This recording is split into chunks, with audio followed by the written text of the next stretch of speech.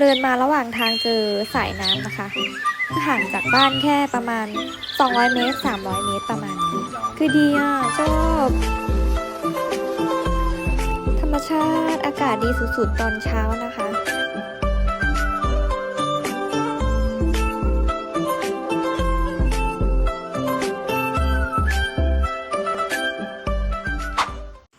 มีแอปเปิลด้วยนะมีมันสำปะหลังด้วยนะ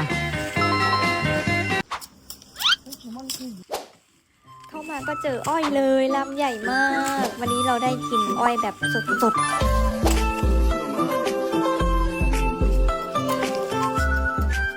ใช่ไหมขอบคุณค่ะ